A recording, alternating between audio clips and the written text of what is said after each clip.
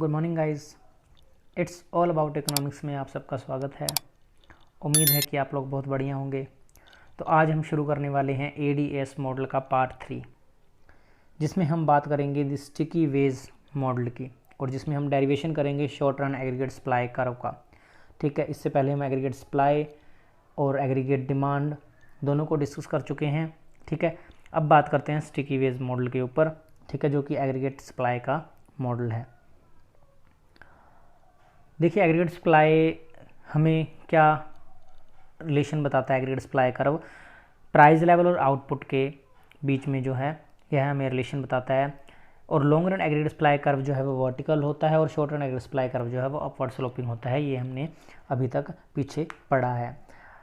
अब there are 4 major models that explain why short run aggregate supply curve is upward sloping.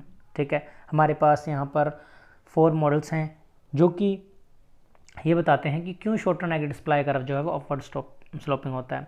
पहला तो है sticky veg model, उसके बाद the worker misperception model, and third है जो इम्परफेक्ट इंफॉर्मेशन मॉडल, और फोर्थ है द स्टिकी प्राइस मॉडल। ठीक है, आज हम यहाँ पर डिस्कस करेंगे द स्टिकी वेज मॉडल को। बाकी के बचे हुए 3 मॉडल कभी बाद में डिस्कस करेंगे। एक और शॉर्ट वीडियो बना दी जाएगी इन सब के ऊपर। ठीक है, तो वहाँ डिस्कस करेंगे। फिलहाल अभी जो हमारा एडीएस मॉडल की सीरीज़ चल रही है, ठीक है, उसको कंटिन्यू करते हुए इसमें हम स्टिकी वेज मॉडल को ही पढ़ेंगे। तो एग्रीगेट जो सप्लाई है हमारे पास, ठीक है, हमें इस मॉडल को पढ़ने से पहले ये ध्यान में रखना है कि short run aggregate supply curve जो है वो अपवर्ड स्लोपिंग होता है। और अपवर्ड स्लोपिंग कर्व का क्या मतलब है कि प्राइस लेवल राइज होगा तो उससे आउटपुट इंक्रीज होगा। ठीक है, और यही मेन पॉइंट है इन चारों मॉडल्स में। यही मेन बात जो है वो निकल कर सामने आएगी। ठीक है, कि अपवर्ड स्लोपिंग इसलिए है क्योंकि प्राइस लेवल बढ़ने से आउटपुट इंक्रीज होगा। तो स्टार्ट करते हैं अभी द स्टिकी वेज मॉडल को। ठीक है, एग्रीगेट सप्लाई की जो हमारे पास इक्वेशन आती है शॉर्ट रन में, ठीक है, इस मॉडल के अंदर, ठीक है, वो है y is equal to y dash plus a into में p minus p e. Y यहाँ पर जो है वो नेशनल आउटपुट है, y डैश जो है वो पोटेंशियल जीएनपी है, p प्राइस लेवल है, पी ई जो है वो एक्सपेक्टेड प्राइस लेवल है। ठीक है, और a जो है यहाँ पर वो पैरामीटर है जो कि शो करता है कि आउटपुट में कितना चेंज होगा अगर unexpected change in price level हो। जितना हमने एक्सपेक्ट किया है उससे ज़्यादा अगर प्राइस लेवल में चेंज होता है तो उससे आउटपुट में क्या चेंज आएगा ये बताता है। और 1/a जो है ये हमें slope of the aggregate supply curve इसके बारे में बताता है। ठीक है, तो स्टिकी वेज मॉडल जो है वो बेस्ड है बेसिकली, देखिए, लेबर मार्केट के ऊपर। ठीक है, क्योंकि मैनी इंडस्ट्रीज़ में जो शॉर्ट रन वेजेस जो होती हैं वो कॉन्ट्रैक्ट के थ्रू जो हैं बाउंड की जाती हैं, कि वो कॉन्ट्रैक्ट कर लेते हैं कि जो 6 महीने तक या इस वेज पर काम होगा या फिर 1 साल तक इस वेज रेट पर काम होगा। और ये डिसाइड कौन करता है? ये मैनेजमेंट और ट्रेड यूनियन जो हैं वो डिसाइड करती हैं। तो अब होता क्या है, देखिए, वेज जो हैं, नॉमिनल वेज हैं, वो तो स्टिकी हो गई किसकी वजह से? कॉन्ट्रैक्ट की वजह से। ठीक है, तो अगर इस टाइम पीरियड के बीच में, क्योंकि कॉन्ट्रैक्ट तो मान लेते हैं कि 1 साल का कॉन्ट्रैक्ट है, ठीक है, तो उस टाइम पीरियड के बीच में अगर इकोनॉमी में कोई चेंज आता है, एग्रीगेट डिमांड बढ़ती है जिससे कि प्राइस लेवल बढ़ता है, तो फिर उससे क्या होगा? प्राइस लेवल बढ़ गया, ठीक है, तो मतलब प्रॉफिट इंक्रीज होगा, क्योंकि एग्रीगेट डिमांड बढ़ी, उससे प्राइस लेवल बढ़ गया। ठीक है, प्राइस लेवल बढ़ने से प्रॉफिट बढ़ गया। ठीक है, अब प्रॉफिट, जब फर्म का प्रॉफिट बढ़ जाता है तो वो ज़्यादा प्रोडक्शन करती है। अब इन सब के बीच में हुआ क्या? क्योंकि नॉमिनल वेज है वो तो इंक्रीज़ हुई नहीं, ठीक है, क्योंकि वो तो कॉन्ट्रैक्ट की वजह से स्टिकी हो गई। ठीक है, तो अब प्राइस लेवल बढ़ने से रियल वेज कम हो गई। रियल वेज कम होने से फिर फर्म जो है, फर्म को फ़ायदा हुआ और वो इंड्यूस हुई और वर्कर्स को एम्प्लॉयमेंट प्रोवाइड करवाने में, और जिससे ज़्यादा एम्प्लॉयमेंट से जो है ज़्यादा प्रोडक्शन हुआ और जिससे जीडीपी जो है वो इंक्रीज़ हुई। ठीक है, तो यही इस मॉडल की मेन बात जो है वो यही है कि नॉमिनल वेज जो है वो फिक्स्ड होती है या फिर स्टिकी होती है, स्टिक हो जाती है एक जगह पर। ठीक है, बढ़ नहीं पाती अगर जितना भी economy according to economic condition, ठीक है, उनके अकॉर्डिंग वो चेंज नहीं हो पाती, ठीक है। तो इस कारण जो है हमारा जो short run aggregate supply curve है वो अपवर्ड स्लोपिंग होता है, ठीक है, मतलब प्राइस लेवल इंक्रीज होगा तो आउटपुट इंक्रीज होगा, ठीक है। अब इसके ऊपर बात करते हैं कि एग्रीगेट जो सप्लाई कर्व अभी हमने पढ़ा है वहाँ पर, ठीक है, उसमें हम ये अज्यूम करके चलेंगे कि जो वेजेस हैं वो स्टिकी हैं, नॉमिनल वेज जो है मनी वेज मॉनेटरी टर्म में जो होती हैं वो स्टिकी हैं, ठीक है। तो स्टिकी है तो मतलब क्या है, उसमें एडजस्टमेंट नहीं होगी, ठीक है, इकोनॉमिक चेंज जो भी हुए हैं प्राइस लेवल में जो भी चेंज हो उसके अकॉर्डिंग उसमें चेंज नहीं होगी, ठीक है। अब ये स्टिकी क्यों रहती है, इसके रीज़न देख लेते हैं हम, ठीक है, कि कौन कौन से वो रीजंस हैं, ठीक है। देखिए रीजन सेम ही है, मिलते जुलते हैं। पहला तो है nominal wage are fixed by the long run, ठीक है, लॉन्ग टर्म कॉन्ट्रैक्ट्स, ठीक है, लंबे समय के कॉन्ट्रैक्ट्स जो हैं उनमें बाउंड कर दिया जाता है लेबर को कि आपको इस वेज रेट के ऊपर ही काम करना पड़ेगा, जिसके कारण कोई भी अगर चेंज होता है, ठीक है, कोई भी इकोनॉमिक चेंज होता है तो प्राइस लेवल में अगर कोई चेंज होता है तो वेज जो है उसके अकॉर्डिंग नहीं बढ़ती। दूसरा जो है इंडस्ट्रीज़ में फॉर्मल लेबर कॉन्ट्रैक्ट्स नहीं होते बल्कि इम्प्लिसिट एग्रीमेंट होते हैं वर्कर्स और एम्प्लॉयज़ के बीच में, और ये भी जो है वेज को स्टिकी बनाते हैं। एंड तीसरा है wage are depend on social norms and notion of equity, ठीक है, तो इक्विटी के नोशन की वजह से भी जो वेज हैं वो स्टिकी रहती हैं, क्योंकि अगर किसी एक इंडस्ट्री ने अगर लॉन्ग रन कॉन्ट्रैक्ट में बाउंड कर रखा है, ठीक है, अपनी लेबर को कि वो इस यही वेज रेट प्रिवील है, तो दूसरी जो इंडस्ट्री होती है उसके ही साथ, ठीक है, वो भी अपनी वेज को नहीं बढ़ाती, ठीक है, जिससे भी स्टिकी रह जाती है हमारी वेज। तो अब नॉमिनल वेज देखिए स्टिकी हैं शॉर्ट रन में। अब अगर प्राइस लेवल राइज होता है, एक्चुअल प्राइस लेवल राइज होता है शॉर्ट रन में, तो ये क्या करता है, ये करता है जो रियल वेज है वो लोअर होते हैं, क्योंकि प्राइस लेवल बढ़ने से, ठीक है, आपको अब ज़्यादा पे करना पड़ेगा, ठीक है, गुड्स एंड सर्विसेज के लिए जितना पहले पे करते थे उससे अब आपको ज़्यादा पे करना पड़ेगा क्योंकि प्राइस लेवल बढ़ गया है।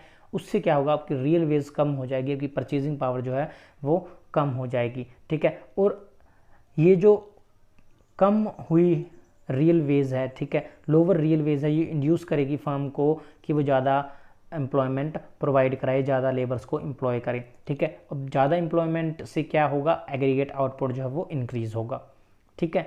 तो जब एक्चुअल प्राइस जो है वो increase above the expected price level, expected जितना हमने एक्सपेक्ट किया था उससे अगर ज़्यादा प्राइस लेवल बढ़ जाता है शॉर्ट रन में, तो इससे एग्रीगेट आउटपुट जो और रियल जीडीपी है वो भी इंक्रीज होती है, और इसी वजह से जो है वो short run aggregate supply curve जो है वो अपवर्ड स्लोपिंग होता है। अपवर्ड स्लोपिंग का मतलब है कि higher quantity are produced and supply only at higher price, ठीक है, जितना ज़्यादा प्राइस होगा उतनी ही ज़्यादा क्वांटिटी जो है वो प्रोड्यूस और सप्लाई की जाएगी, ठीक है।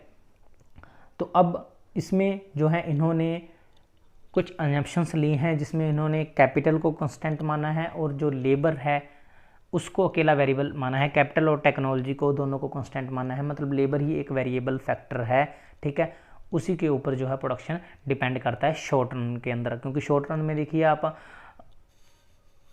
ना तो कैपिटल को बढ़ा सकते, एकदम से कैपिटल तो आएगी नहीं, और जो मतलब टेक्नोलॉजी है उसको भी आप शॉर्ट रन में चेंज नहीं कर सकते, ठीक है। तो ओनली लेबर ही है, ठीक है, जिसको बढ़ाया जा सकता है, ठीक है।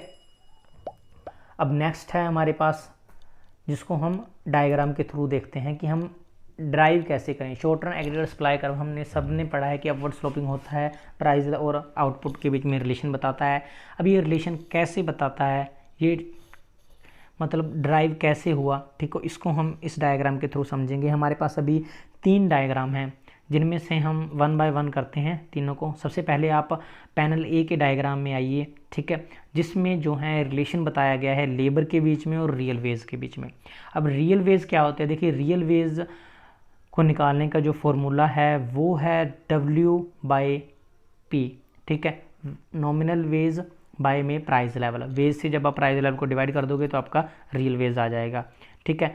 जो L = LD इंटू में W/P है, ये हमारे पास जो है डिमांड कर्व है लेबर का, ठीक है, मार्जिनल प्रोडक्ट ऑफ लेबर, ठीक है, डिमांड कर्व है कि ये कर्व डिसाइड करेगा कितनी डिमांड होगी लेबर की।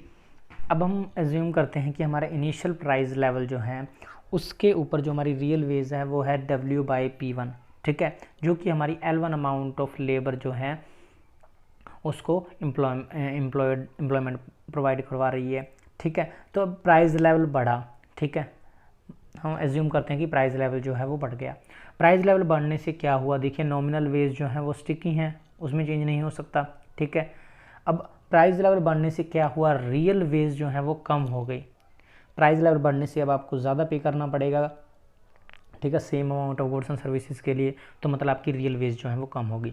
अब रियल वेज कम होने से देखिए प्राइस लेवल बढ़ने से प्राइस लेवल P1 से P2 पर चला गया, उससे जो रियल वेज जो है वो W/P1 से W/P2 पर आ गई, जिससे क्या हुआ, फर्म्स जो हैं, ठीक है, वो इंड्यूस्ड हुई ज़्यादा लेबर को एम्प्लॉयमेंट प्रोवाइड करवाने में, ठीक है। रियल वेज कम होने से फर्म ने ज़्यादा एम्प्लॉयमेंट प्रोवाइड करवाई, क्योंकि प्राइस लेवल बढ़ने से वेज तो बढ़ा नहीं, जिससे कि उनकी कॉस्ट जो है वो भी बढ़ी नहीं, लेकिन प्रॉफिट बढ़ गया, तो जिससे वो अब प्रोडक्शन को बढ़ाने के लिए फर्म जो है वो इंड्यूस हो चुकी है, और उसके लिए वो ज़्यादा लेबर को एम्प्लॉयमेंट प्रोवाइड करवाएगी, जिससे हमारा जो अमाउंट ऑफ लेबर है वो L1 से L2 पर शिफ्ट कर गया, ठीक है। तो ये थी फर्स्ट पैनल ए डायग्राम की कहानी, ठीक है। अब ज़्यादा एम्प्लॉयमेंट से देखिए क्या हुआ, L1 से जब हम L2 पर आए तो उससे क्या इफ़ेक्ट पड़ेगा ये हम देखते हैं, उससे GDP पर क्या इफ़ेक्ट पड़ेगा ये हम देखते हैं पैनल बी में, ठीक है। वाई एक्सिस पर हमारे पास इनकम है, ठीक है, रियल GDP है, और एक्स एक्सिस पर हमारे पास लेबर है, ठीक है। और ये जो हमें कर्व है y=f इंटू में LKT, ये है हमारे पास प्रोडक्शन फंक्शन है, जिसमें K और जो T है ये दोनों फिक्स्ड लिए गए हैं, इनमें कोई चेंज नहीं होगा, ओनली लेबर जो है वह वेरिएबल है। तो अगर इनडायरेक्टली कहें तो इनकम जो है वो लेबर का ही फंक्शन हो गया, ठीक है। तो जब हमारा इनिशियल प्राइस लेवल था जहाँ पर हम L1 अमाउंट ऑफ लेबर को एम्प्लॉयमेंट दे रहे थे, तो उससे हमारी इनकम जो थी वो Y1 पर थी। अब प्राइस लेवल बढ़ने से रियल वेज कम हुई, जिससे कि फर्म ने ज़्यादा एम्प्लॉयमेंट प्रोवाइड करवाई, ठीक है, ज़्यादा लोगों को एम्प्लॉयमेंट दी, जिससे कि हमारा जो L1 है अमाउंट ऑफ लेबर है वो L1 से L2 पर शिफ्ट कर गया। उससे क्या हुआ, उससे जो हमारी इनकम जो है, ठीक है, वो Y1 से Y2 पर पहुंच गई, ठीक है। तो ये थी अब तक की कहानी कि प्राइस लेवल बढ़ा जिससे रियल वेज कम हुई, रियल वेज से ज़्यादा लोगों को एम्प्लॉयमेंट प्रोवाइड हुआ, ठीक है, और उस ज़्यादा एम्प्लॉयमेंट से जो है ज़्यादा प्रोडक्शन हुआ, जिससे कि हमारा प्रोडक्शन Y1 से Y2 पर चला गया, ठीक है। तो अब आते हैं पैनल 3 में, थर्ड जो हमारा डायग्राम है, ठीक है, इसमें हम इस सारी इन्फॉर्मेशन को जो अभी तक हमने देखा इसको हम सम अप करेंगे इस डायग्राम के अंदर, ठीक है। ये हमें रिलेशन बताएगा प्राइस लेवल और एग्रीगेट आउटपुट यानी कि रियल GDP के अंदर, ठीक है। तो शॉर्ट रन जो है हमारा, short run aggregate supply curve जो है वो अपवर्ड स्लोपिंग है, ठीक है। क्यों है, देखिए जब प्राइस P1 के ऊपर है हमारा आउटपुट जो है वो Y1 के ऊपर है। अब प्राइस लेवल बढ़ा, ठीक है, प्राइस लेवल बढ़ा, उससे क्या हुआ, पैनल ए में देखिए प्राइस लेवल बढ़ने से रियल वेज कम हुआ, जिसने अमाउंट ऑफ लेबर को बढ़ाया, रियल वेज कम हुआ जिससे फर्म ने ज़्यादा लोगों को एम्प्लॉयमेंट प्रोवाइड करवाई, L1 से L2 पर चला गया। अब उस L1 से L2 पर जाने से क्या हुआ, इनकम बढ़ी हमारी पैनल बी में, ठीक है, वो इनकम बढ़ी पैनल 2 में। तो यही रिलेशन हमारे पास सामने आता है जब प्राइस लेवल जो है पैनल सी में प्राइस लेवल P1 से P2 पर चला जाता है, तो एग्रीगेट आउटपुट जो है वो Y1 से Y2 पर चला गया, ठीक है। तो ये थी सारी कहानी, ठीक है। अभी तक हमने सिर्फ पैनल सी का डायग्राम जो है वो पीछे देखते आते हैं कि अपवर्ड स्लोपिंग है, पॉजिटिव रिलेशन है, प्राइस लेवल बढ़ा जिससे एग्रीगेट आउटपुट जो है वो बढ़ा। अब ये क्यों बढ़ा है, ठीक है, ये हमने अभी देखा, प्राइस लेवल बढ़ने से रियल वेज कम होती है, रियल वेज कम होने से फर्म जो है वो ज़्यादा एम्प्लॉयमेंट प्रोवाइड करवाती है, ठीक है, प्रोडक्शन को बढ़ाने के लिए, ठीक है। ज़्यादा एम्प्लॉयमेंट, अगर ज़्यादा लोग काम करेंगे तो वो ज़्यादा प्रोडक्शन करेंगे, उससे प्रोडक्शन बढ़ता है। तो इस तरह हमारे सामने जो रिलेशन सामने आता है प्राइस और आउटपुट का पॉजिटिव रिलेशन, वो इस तरह से हमारे सामने आता है, ठीक है। और इसका जो हमारे पास फंक्शन है शॉर्ट रन एग्रीगेट सप्लाई का वो है y=y प्लस में a इंटू में p माइनस PR, ठीक है। तो ये था derivation of short run aggregate supply curve. इस स्लाइड पे सिर्फ एक्सप्लेनेशन है, तो अगर आप इसे पढ़ना चाहें तो आप या तो वीडियो को पॉज करके पढ़ लीजिए या फिर इसका स्क्रीनशॉट ले लीजिए ताकि आप बाद में इसको पढ़ पाएँ।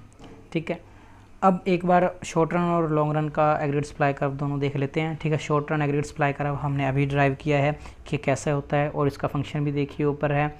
ठीक है, तो y is equal to y plus में a इंटू में p minus p e. p हमारे पास प्राइस लेवल है, p ही जो है पी ई है वो है एक्सपेक्टेड प्राइस लेवल। तो जब एक्चुअल प्राइस लेवल और एक्सपेक्टेड प्राइस लेवल जो है वो इक्वल हो जाते हैं तब जो है हमारी एग्रीगेट सप्लाई इक्वेशन जो है वो ज़ीरो हो जाती है, क्योंकि p माइनस पी ई जो है वो भी ज़ीरो होगा। तो जिससे कि एग्रीगेट आउटपुट जो है रियल जीडीपी जो है वो हमारे इक्वल हो जाती है पोटेंशियल जीडीपी के ऊपर। ठीक है, तो जब एक्चुअल प्राइस और पोटेंशियल प्राइस इक्वल होते हैं तो फिर हमारी short run aggregate supply curve जो है वो हमारी long run aggregate supply curve को एट पॉइंट ई पर कट करती है। ठीक है, और यही हमारा पोटेंशियल जीडीपी का लेवल है वाई बार। ठीक है, तो एट ई पॉइंट जब हमारा एक्चुअल प्राइस लेवल और एक्सपेक्टेड प्राइस लेवल इक्वल हैं तो वहाँ पर हमारा short run aggregate supply curve long run aggregate supply और एग्रीगेट डिमांड को इंटरसेक्ट कर रहा है एट पॉइंट ई के ऊपर, इक्विलिब्रियम पॉइंट के ऊपर। ठीक है, और यहीं पर हमारी रियल जीडीपी और पोटेंशियल जीडीपी जो हैं वो समान है। तो जब हमारे प्राइस लेवल में चेंज होता है, जब एक्चुअल प्राइस लेवल जो है वो ज़्यादा हो जाता है एक्सपेक्टेड प्राइस लेवल से, मतलब P जो है वो ग्रेटर देन PE हो जाता है, तो क्या होगा, तो उससे जो रियल वेज रेट है वो फॉल होगा और एम्प्लॉयमेंट का लेवल बढ़ेगा, जिससे एग्रीगेट आउटपुट बढ़ेगा और इससे मूवमेंट होगी short run aggregate supply curve पर at the right of point E। ठीक है, तो पॉइंट E के राइट हैंड साइड जो है मूवमेंट होगी short run aggregate supply curve के, जिससे जो है रियल जीडीपी वो बढ़ेगी और रेट ऑफ अनएम्प्लॉयमेंट जो है वो कम होगा किससे, नेचुरल रेट ऑफ अनएम्प्लॉयमेंट से। तो वाई बार जो है वो हमारा पोटेंशियल जीडीपी भी है, फुल एम्प्लॉयमेंट भी लेवल भी है, और या फिर आप इसको नेचुरल रेट ऑफ अनएम्प्लॉयमेंट भी कह सकते हो। ठीक है, तो जब प्राइस लेवल ज़्यादा होगा एक्सपेक्टेड प्राइस से तो रियल वेज जो है वो कम होगी, एम्प्लॉयमेंट बढ़ेगा। ठीक है, और जीडीपी आपकी बढ़ेगी, जिससे मूवमेंट होगी ई पॉइंट से राइट वर्ड की तरफ short run aggregate supply curve के ऊपर। और अगर on the other hand price level कम होते हैं, ठीक है, मतलब एक्चुअल प्राइस आपका एक्सपेक्टेड प्राइस से कम होता है, ठीक है, तो उससे क्या होगा, तो उससे होगा कि जो रियल वेज रेट है, ठीक है, वो आपका ज़्यादा हो जाएगा, जिससे फर्म जो है वो एम्प्लॉयमेंट को कम कर देगी, जिससे जो एग्रीगेट आउटपुट है वो भी कम हो जाएगा और फिर से मूवमेंट होगी पॉइंट ई से left ward side short run aggregate supply curve के ऊपर। ठीक है, तो ये था आपका एग्रीगेट सप्लाई मॉडल, जिसमें हमने अभी तक क्या डिस्कस किया, एग्रीगेट सप्लाई कर्व के मॉडल्स देखें। 4 मॉडल्स हैं जिनमें हमने स्टिकी वेज मॉडल को डिस्कस किया और derivation of aggregate supply curve, short run aggregate supply curve किया। ठीक है, और अभी यहाँ पर इसको रिलेशन देखा। ठीक है, तो नेक्स्ट वीडियो में हम बात करेंगे इक्विलिब्रियम के ऊपर। ठीक है, कि इन जो short run aggregate supply, long run aggregate supply, aggregate demand, ठीक है, इनके बीच में इक्विलिब्रियम कैसे होता है उसको डिस्कस करेंगे। ठीक है, तो अगर आपको वीडियो पसंद आई हो तो please like, share and subscribe, and मिलते हैं नेक्स्ट वीडियो में।